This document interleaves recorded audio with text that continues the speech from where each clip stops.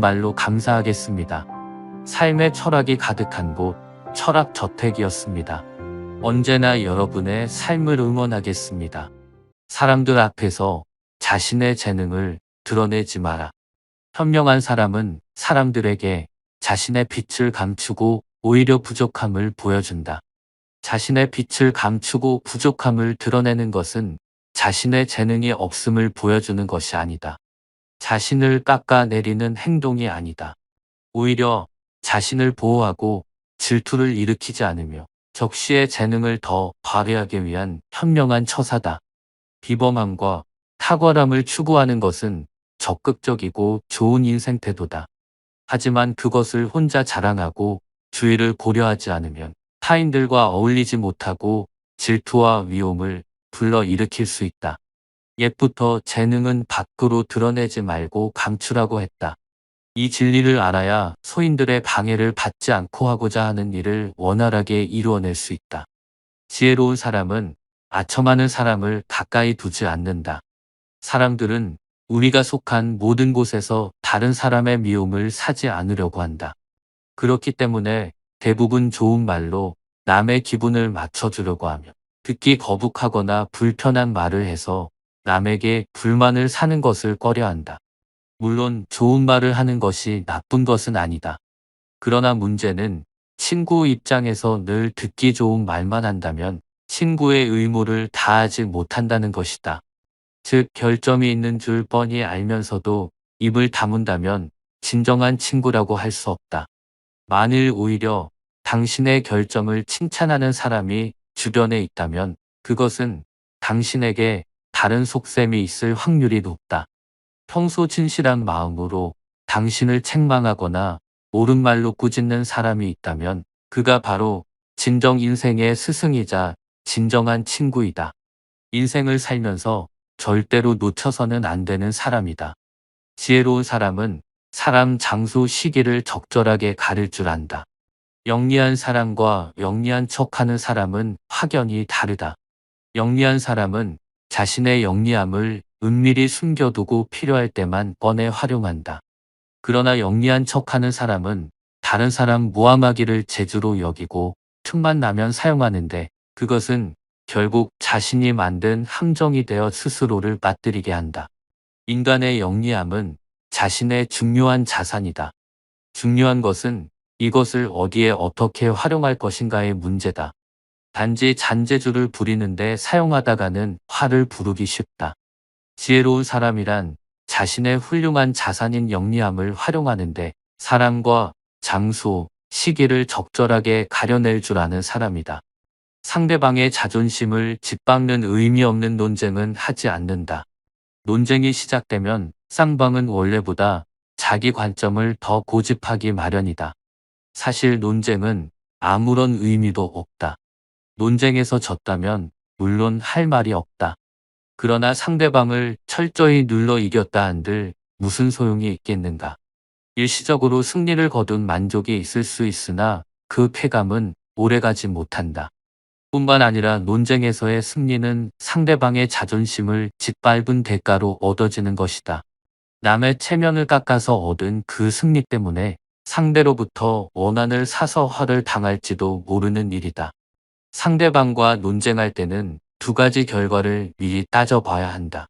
의미 없는 표면적 승리로 인한 쾌감을 얻을 것인지, 존중과 인정으로 상대방의 호감을 얻을 것인가. 이 두 가지는 한꺼번에 얻을 수 없는 것이다.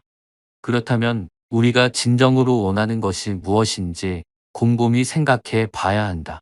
나를 비워야만 다른 사람을 담을 수 있다. 교만은 사람의 몸에 물들어 있는 악취처럼 조언을 건네는 친구를 쫓아버린다. 다른 사람의 의견이 나와 다르다고 잘난 척하지 말고 스스로를 돌아보아야 한다. 그래야 마음을 비우고 더 성숙해질 수 있는 것이다. 비워야 다른 사람을 담을 수 있고 교만하면 자기 외에는 누구도 담을 수 없는 것이다. 우리는 삶의 모든 상황들 속에서 항상 무의식적으로 물이 가득 찬 잔처럼 변해버린다. 그러나 자만을 내려놓고 마음을 비운 채로 다른 사람을 따라 겸손한 마음으로 배울 수 있다면 우리는 우리가 모르고 있던 수많은 것들을 발견하게 될 것이다. 겸손에는 두 가지가 있다. 지위가 낮거나 능력이 부족할 때 겸손한 것은 대단한 일이 아니다. 사업에서 성과를 얻고 다른 사람에게 칭찬받을 때 겸손한 것이야말로 사람들에게 존경을 받는 진정한 겸손이다. 그러니 겸허한 태도를 가지며 마음을 열어라. 자만하지 말고 겸허하여 다른 사람의 비평을 기꺼이 받아들이라. 자기 잘못을 바로잡아 넓은 마음으로 타인의 장점을 흡수해라. 그러면 내 장점을 더욱 향상시킬 수 있을 것이다. 이는 말로 하기는 쉬우나 행동으로 옮기는 것은 어려운 덕목이다. 항상 겸허한 태도를 유지하라. 오만한 마음은 멀리하라. 겸손이야말로 삶을 가장 성실하게 사는 태도다. 개인은 아무리 힘이 강하고 뛰어나다 해도 우주 속의 작은 한 점 먼지일 뿐이다. 뛰는 사람 위에는 필시 나는 사람이 있으니 자기보다 뛰어난 사람은 항상 존재하기 마련이다. 소인에게 맞서는 방법과 피하는 기술을 알아야 한다. 목자는 사람을 크게 군자와 소인으로 나누었다. 군자는 공명정대하지만 소인은 항상 다른 사람을 놓고 계산만 한다. 소인들은 늘 주변의 크고 작은 이익을 살피며 그저 공짜로 얻으려는 마음이 강하다. 이들은 심지어 다른 사람들을 막무가내로 우매하기도 하는데 그 기세를 도무지 막아내기 힘들 정도다.